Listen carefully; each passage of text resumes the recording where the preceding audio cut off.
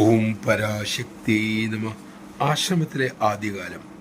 അമ്മ ഒരു ബ്രഹ്മചാരിയോട് ബാങ്കിൽ പോയിട്ട് വരാൻ പറഞ്ഞു. അവർ അകത്തുപോയി വസ്ത്രം മാറി വന്നു. അമ്മ അവരെ നോക്കിയിട്ട് പറഞ്ഞു, എന്നാ മോൾ ഇന്ന് പോകണ്ട. ബ്രഹ്മചാരിയുടെ മനസ്സിൽ ദേഷ്യമുണ്ടായി. പക്ഷെ പ്രകടിപ്പിക്കാതെ അവിടെ നിന്നും മാറിപ്പോവുകയും ചെയ്തു. അവർ ചിന്തിച്ചു, ആദ്യം പോകാൻ പറയുക, ഒരുങ്ങി വരുമ്പോൾ പിന്നെ ഒരു കാരണവുമില്ലാതെ പോകണ്ടെന്ന് പറയുക. ഇത് എന്തൊരു രീതിയാണ്, എന്തിനിങ്ങനെ ആൾക്കാരെ കളിപ്പിക്കുന്നു എന്നൊക്കെ ചിന്തിച്ച് അവർ താമസിക്കുന്ന കുടിലിലേക്ക് ചെന്നു.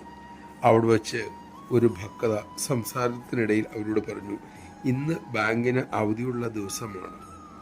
എന്തുകൊണ്ടാണ് ബാങ്കിൽ അമ്മ തന്നെ വിടാതിരുന്നത് എന്ന് ആ ബ്രഹ്മചാരിണിക്ക് ഉടൻ തന്നെ മനസ്സിലായി. നമഃശിവായ.